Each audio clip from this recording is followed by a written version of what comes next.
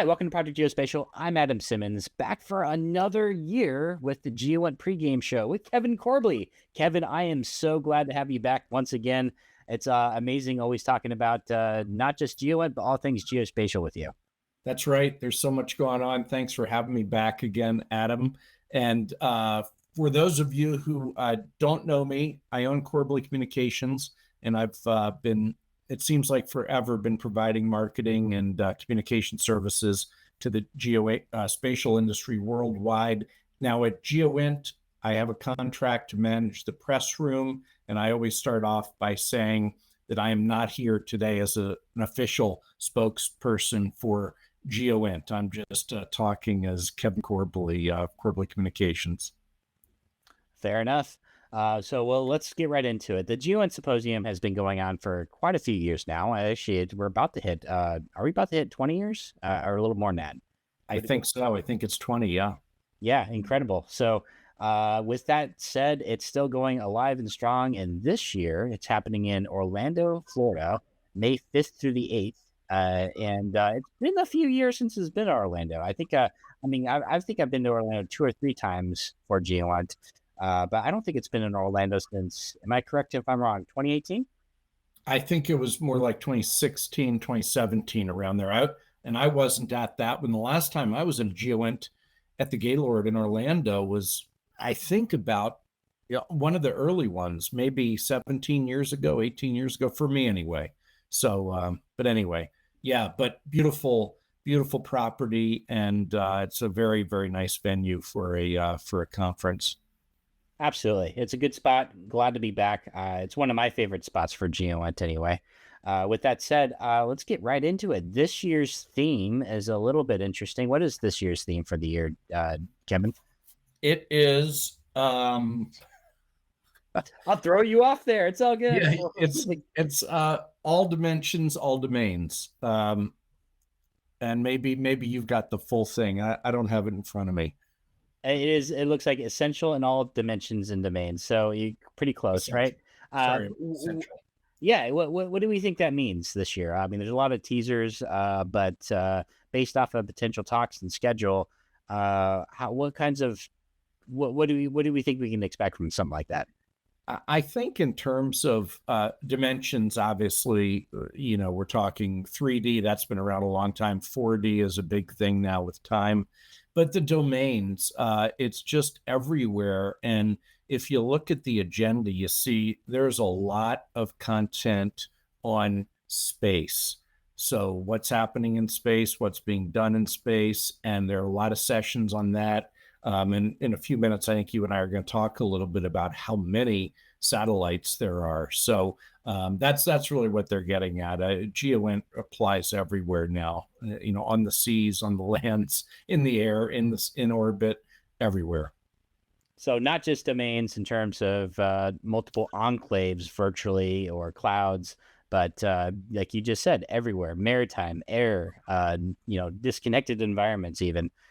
So they have a blanket statement this year just to cover how it is everywhere. And of course, you added that notion of digital twins and the 3D virtual space as we're trying to dive deeper into the not just augmented reality, but dive deeper into the virtual space too. Exactly. Yeah, there's going to be a lot of discussion of digital twins, another term that we probably didn't hear of 3 years ago before that, and now it's everywhere. So that's a really big deal. By the way, one of the speakers on one of the panels is going to be from Disney, and Disney has a digital twin of its property, maybe all of the properties, I don't know, but he's going to be talking about what they do with their digital twin of the property there at Disney World in Orlando. I am actually really excited to see what kind of presentation that looks like. I know Disney, more than a lot of companies, do definitely collect on a lot of their customers and people walking through the park. And that's for security reasons. It's also to help with the park experience out, and it'd be really fascinating from a positive use of that technology, how they do it, map where everybody is, map how the flow is, map how to keep track of everything. And then what do they do to visualize it and manage it? I think that would be a really excellent session to go to. I'm looking forward to it. Absolutely. Yeah, that's one of the many. There are so many good sessions. I mean, there always are good sessions. In terms of keynotes, the ones that I know people are going to be focused in on, we've got Vice Admiral Whitworth from NGA speaking on Monday morning, and as well as Lieutenant General Miller from Space Force. So those are going to be extremely well attended. Those are both on Monday morning. The first official day of GeoINT. Of course, GeoINT Forward is on Sunday, the day before. And another speaker that I always look forward to is Dr. Dixon from DNI. She always has some insights, and everybody will be paying attention to her as well. So there are a lot of other keynotes this year, and just very interesting panels. So a lot of things going on in the main stage, and then at other venues throughout the facility. Oh yeah, absolutely. And I know Dr. Stacy Dixon has got an extensive career, so she'd be really, really good to hear from this year as well. Previous years, we've had a number of prominent figures take the stage, but we're definitely looking forward to this one too. Now let's kind of get into a little bit deep down in the weeds. You know, being that the GeoINT industry has changed so much in the last 10 years, Kevin, how do you feel about the current state of things? You know, what does the state of the industry look like from your perspective? I think the geospatial industry looks great in general, and I think you and I talked offline about GeoWeek, which was here in Colorado about 2 months ago, and that's always a great kickoff to the kind of the trade show year, especially since it's local for me. I live in Fort Collins, Colorado, and it was a great show, just a lot of buzz, and more than one attendee said to me, "There's really good energy here. Everybody's upbeat," and we can kind of touch on this topic of this issue that for the first time ever, I guess, the geospatial industry, and then of course by association, geointelligence. There's a almost a glut of data out there, if we could say that, and we have so many new satellite constellations up there, and on the commercial side is what I'm talking about.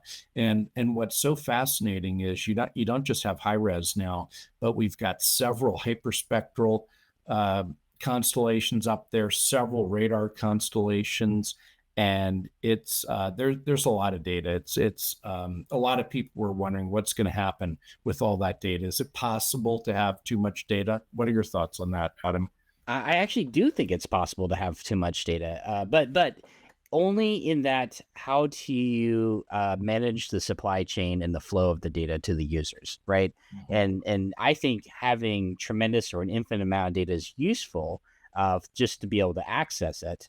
But if the users are stovepiped through the supply chain, I think that's where the biggest issues are, right? So no longer is the issue the supply itself. How do we Right. fix different areas of the chain, right? You know, it used Yeah. to be the biggest question to providers is how fast can you downlink the imagery to the ground station, and how fast can you get it down into your platform itself? You know, actually, I'm not going to say that all those problems are solved, but for the most part, the providers do a really decent job, especially with these multi-day revisits to get the imagery down into their own systems extremely fast within, if not minutes, then a few hours of taking the image.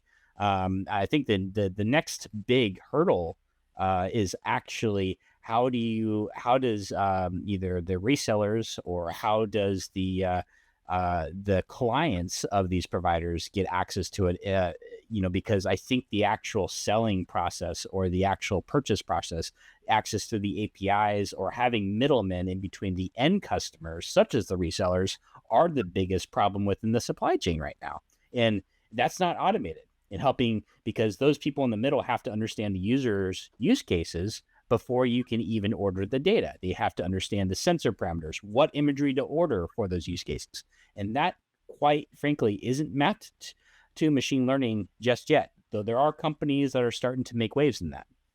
Yeah, and one of the things that I was talking with, again, GeoWeek attendees, is that if there is an area that the satellite operators could do better in, it's education. I mean, there's still a lot of folks out there, and I'm talking within the government and then within the commercial sector who, you know, radar, they still need to understand there's a lot that can be done with radar that I think people are not taking full advantage yet.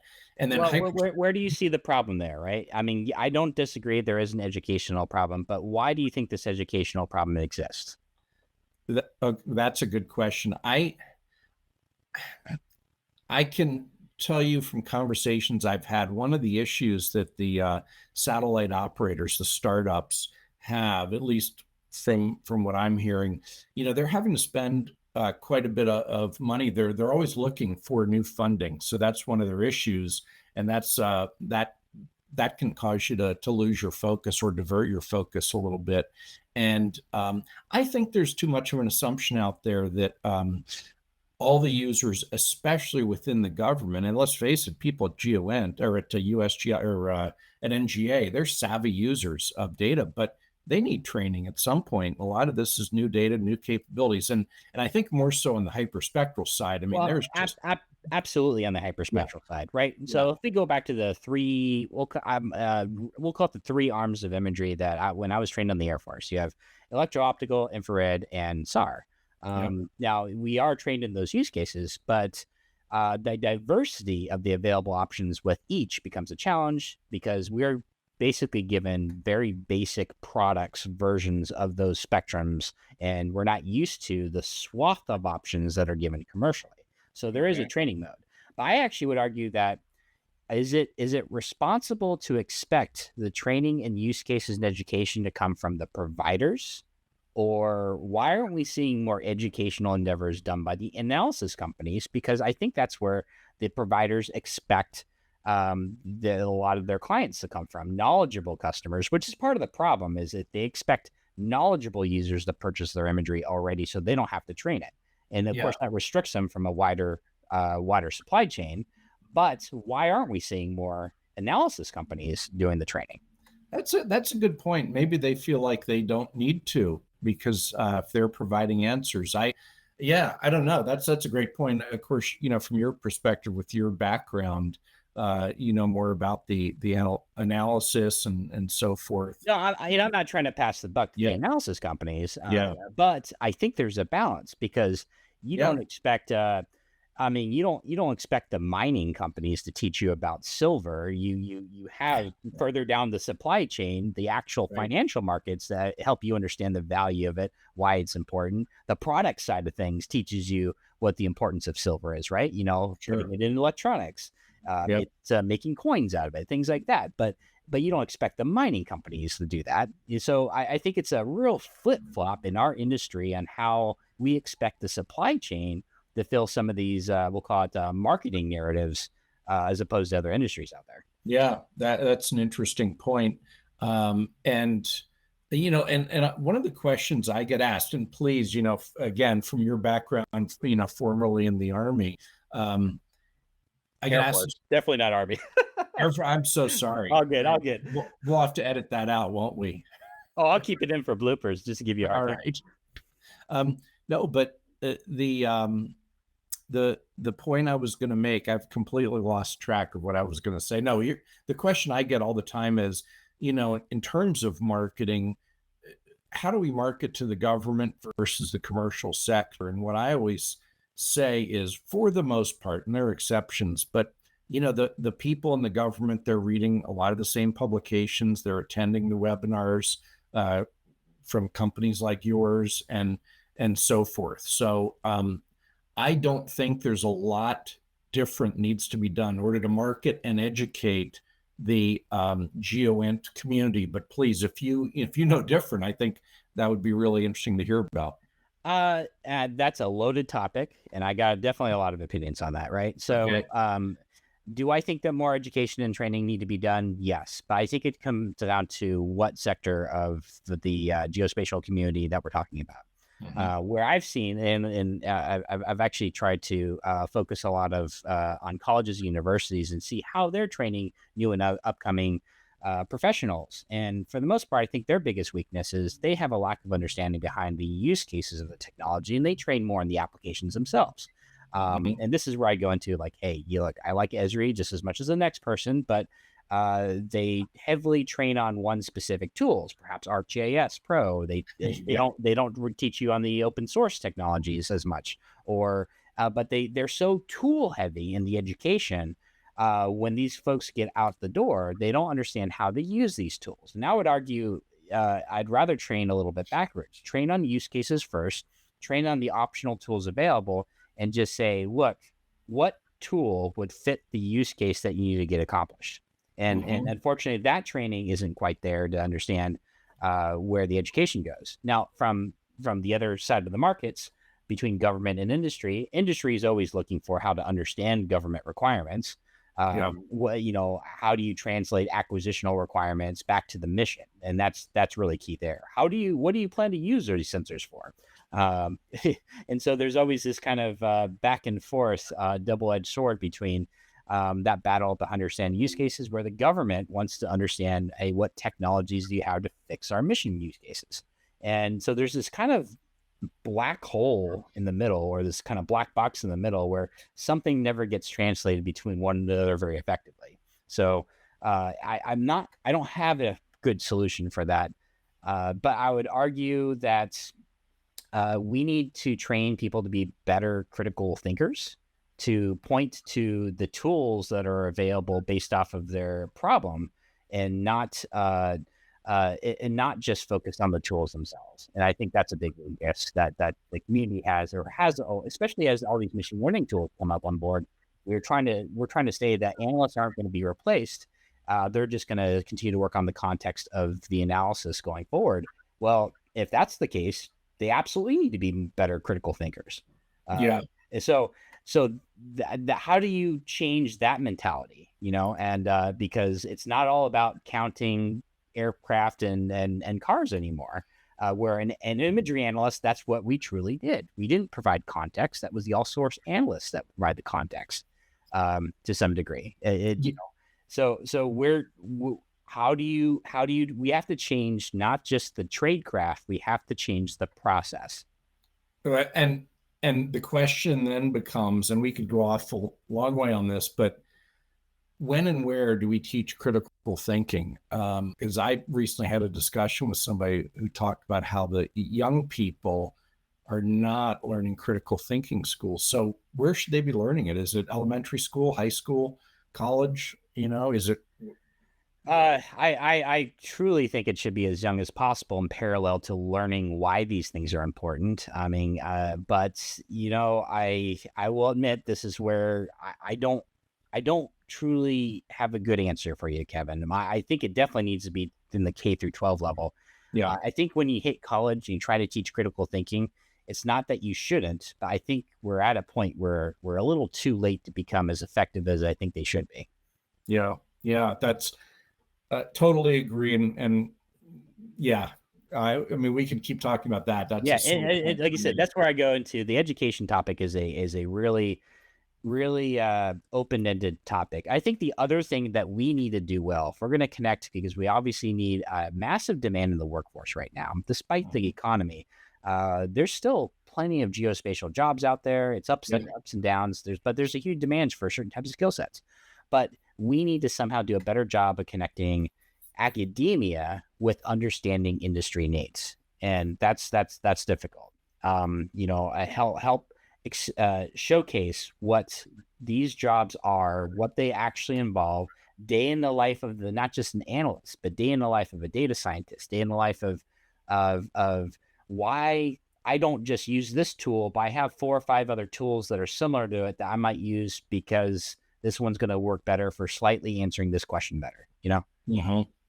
Yeah. And all of these jobs that we're talking about that have names, photogrammetrist, geospatial analyst, and all that, I would dare say, unfortunately, teachers in the middle school level, they don't know about them. They just have not been educated. And that's, Well, again, and I blame our and I industry don't for know that. if it's when I say to no fault of their own, but I would say maybe Right. it is, right? Like I would like to see, I mean, look, it's hard to say to push somebody who's already in a geospatial professional job who's getting good money to all of a sudden take a year off and do teaching. But Yeah. how do you fix that? Well, I would actually argue like instead of an internship, and this is where I go back to GeoInt, we need to enhance how we get students involved in trade shows. And this is not a criticism on like the golden ticket program, but I would argue that it's more beneficial to have a set of students who are walking around getting introduced to different companies on the trade show floor than it is to provide them a more structured tour. I mean, I'm more for an unstructured format. We've managed a bunch of interns at past GeoInts before, and getting them introduced to the art of fossil, because a lot of these students walk out with maybe a handful of possibilities that they of college, thinking that that's all they can do. Then they introduce to an expo floor, and they're like, "Oh my God, I had no idea this whole world existed," and their whole world opens up into the possibilities. And a lot of those people get resumes requests like none other, right? So and that says something. It says something about that disconnect, but it wouldn't take much. We don't need to put them all through the necessary training classes. Sometimes we just need to put them in an environment where they get more exposed. Yeah, and that I don't have a lot of details on the program, but at this year's GeoInt, expect to see more students in the expo hall. And that's great. I love seeing that. I want to see, but not just students. I think there's always been, and this is why we started Project Geospatial. I would love to someday see more transitioning military into this environment too. Because I don't see enough, and that's one of the biggest struggling areas as a career professional coming out of the military is you're in just as much trouble as the individual in college because you don't know what your options are. Yeah. No, I agree with that. So, that another good point. There's so many things. That, you want to get me on education? We can definitely talk about that. Me too. Same here. And if anybody wants to give me a call, I've got some very, very structured ideas on programs that could be started to get. We'll be flashing your number on the screen. Let's telemarketing call. Like people, I'm easy to find. That's the thing. 555. Yeah. But other topics. Just I'm looking. Sorry, I keep looking down, looking at my notes. Just a couple things that going to be really interesting. The lightning talks at GeoInt have been really popular, and so I think last year maybe it was 5 minutes or was it 10? They were really short. There's a new thing this year in the Vista Hub, and these are going to be more techie talks, but a little bit longer than the lightning talks. And so there's really going to be some cutting edge things discussed there. So I like the lightning talks. Look, I mean, you have different flavors of formats for media for all people, right? People have different preferences. And I record them all for sake of our audience for what we can grab.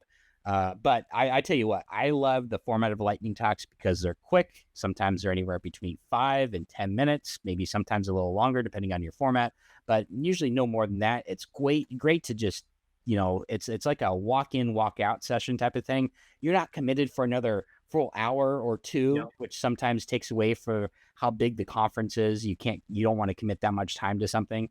And I think the worst part is about panels or big VIP sessions is, although they're good to see, is those sessions are normally so scripted and approved by public affairs that you can almost just get the read ahead and just be done with it. Right.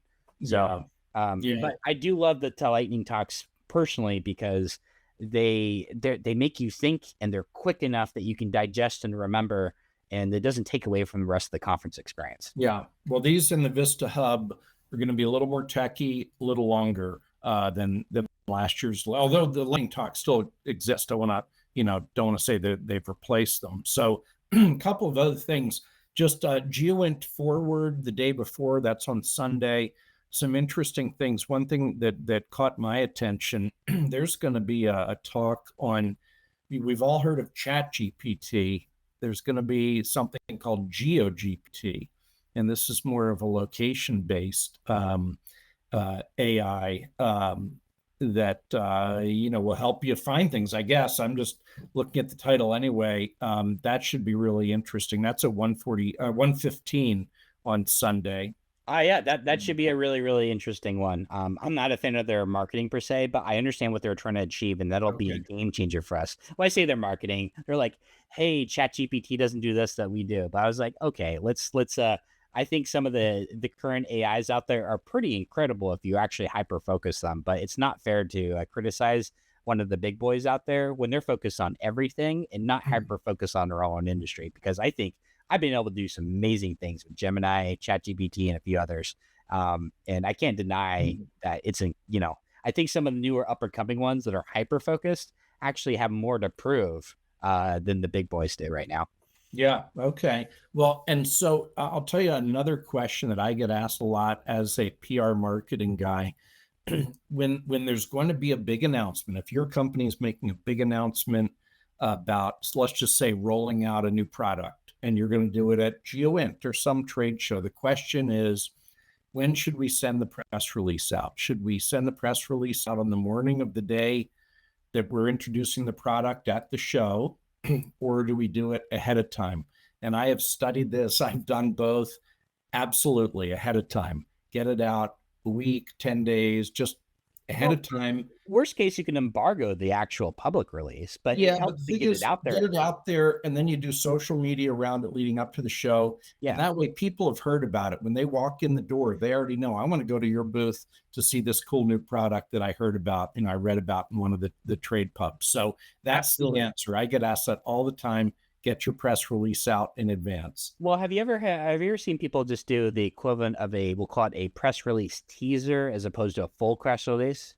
Yeah, media advisory, usually you call that. Yeah. And that's, if you've really got just some earth shattering thing and maybe going to do a press conference at a show, then yeah, you just kind of tease it in advance. And that way people need to come to your press conference or your booth at noon or whenever it's going to be. But So yeah. what's early for you? What's early for what do you tell your clients that have this in the door by this date? Yeah, I like 1 week to 10 days in advance. And the reason I like that is because that gives us 1 week to 10 days to put it out on social media. So you get the initial pickup of the press release in the trade press, and then you start posting LinkedIn and put So it out on yeah, Twitter. and for us, occasionally, I'll admit we haven't done it a lot this last year, but we when we take press releases and convert them into some of the video news files, I actually prefer to get them 4 weeks ahead of time, because I need about a week lead time for the production phase and Oh, planning okay. some of the marketing out. And Yep. sometimes we need about a good 2 weeks between the actual production release and when the event starts to actually create traction and buzz with multiple posts along the way. Right. So, I mean, a little bit of a different scale for a video audio Sure. medium, but it's all subsequent based off of, when we get the initial Yeah. release. Oh, yeah. So, my clients, they'll get me that information, especially if I'm writing the press release. We'll start working on that a month in advance of the event. So, yeah, it's just, but I meant the actual release when we blast it out the press release, Yeah. usually about a week to 10 days. Yeah. I think that'd be good for us as well. 10 days to, I'd say no later than 10 days personally. But yeah. Yeah. And just a reminder for exhibitors out there, public affairs officers who have some kind of an announcement, a press kit, press release, bring a hard copy, put it in the press room, which will be Osceola Ballroom 3 in the Gaylord Palms. Well, Kevin, I want to ask you, what's your opinion on Eddie? What type of press releases are good? You've seen your good, which ones are qualitative? You've seen your good version of good press releases and bad press releases. I have my own opinion of ones I just kind of toss to the side. I don't really pay attention to. But which one? What kind of press releases do you think companies should put out there to be the most effective? This is a great question. And this is something I have talked with the journalists, the reporters in the press room about. So an event like GeoINT, the topic is geointelligence. Most of the reporters there are covering the defense and intelligence community. So announcements related to products, services, designed for the defense and intelligence community. It's that simple. If you have other kinds of more generic geospatial products, services to announce, that's great, but that might be better suited for a different show. So try to keep it relevant to the show itself. No, that's really good advice. My take is it drives me crazy when we're going to an expo and all they've announced is, oh, we've just, in the press release is only about, we have some new VP of sales or VP of positional press releases don't do a lot for me from a news standpoint. And Sure. I think sometimes companies, and that's just one tiny example, but I think some companies need to know what's relevant to their audience too.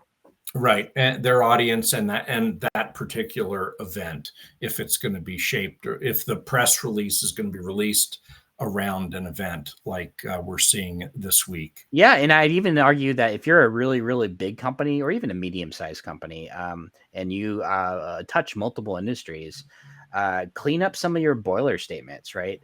Some of them are too generic, and if you're going into an industry that is specific, like geospatial, the GEOINT, it'd be helpful to understand what does your company do relative to this industry you're a part of. Otherwise, I don't know why I'm going to go to you.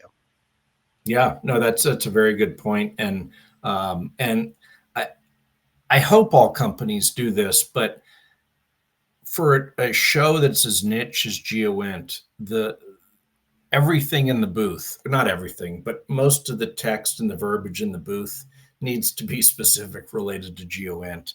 And the way booths are designed these days, I mean, you can pull off panels and put new panels up. You can have the same booth structure with different panels for the Esri show in a couple months. So yeah, it's you're right. It needs to the messaging needs to be very focused. Awesome. Well, Kevin, any other marketing tricks of the trade you'd like to put out to the audience ahead of GeoInt this year, or anything specific to GeoInt that we want to talk about as we start to wrap up? Just it is possible there will be a launch from do they call it Cape Kennedy? No, Cape Canaveral Cape now. Canaveral, I believe. It's not. I Yeah, don't think they call Kennedy it. Space Center, I think, Yeah. at Cape Canaveral. Anyway, could be a launch. So we got our fingers crossed. So we might be able to see that. So they clarified there could be an actual space launch during the period we're at GEOINT. We're not sure. Right. Maybe it's Sunday or Monday. But obviously Cape Canaveral is several hours away from Orlando. But that doesn't mean that still means that if you are able to run outside, we understand what the launch period is, you might be able to see this launch right from GEOINT itself. Correct. Yeah. So fingers crossed for that. But we all know how launches, can get scrubbed up to the last second. So Hey, still really exciting. Even if they pushed that back by a couple of days, it might be worth staying an extra day so you can go up to Cape Canaveral and watch the launch, right? not bad. Not a bad idea. Yeah. And the only other thing I want to mention before we sign off is that there's another conference called IGARS. It is an IEEE conference. It's very academic. A lot of students go to it to present their PhD theses. And I will be there. I've got a panel I'm doing on entrepreneurship. It is just a dynamite lineup of panelists I've got talking about startups, how to get funding, business accelerators, how to go to market. It's going to be a great session. That's in July, IGARS 2024 in Athens, Greece. Athens, Greece, absolutely. And for those of you who don't know, IEEE is a massive international organization that stands for the Institute of Electrical and Electronics Engineers. And the IGAR specifically has to do with the remote sensing technology aspect of the community. So it's very scientific, as Kevin noted. I went to it the first time last year in Pasadena, California. It was really, really interesting. We had a lot of folks from NOAA, JPL, European Space Agency, and industry was not as diverse as I would have expected at something like this. It was very, very academic and scientific, but really fascinating to learn about the cutting edge science of remote sensing itself. So highly recommend going out there and checking that conference out if you've never been before. And awesome, you get to see Kevin out there too and say hi. Yeah, and one thing about IGARs, you're right. There's not as big an industry presence, I think, as there should be. It is this show is a great place. I'm talking about IGARs to poach the latest talent because you're going to have students present, like I said, masters, PhD level presenting their papers. These are smart young people. And, if I were running a remote sensing or analytics business, I'd be there trying to hire away the best talent. This is one of those conferences where you actually want to pay a lot more attention. I say not more, but you should always pay attention to the poster boards by the students in every Yeah. conference. It's worth it. But this one in particular, there's literally hundreds of posters. The poster sessions are a massive focus point, and these projects are incredible.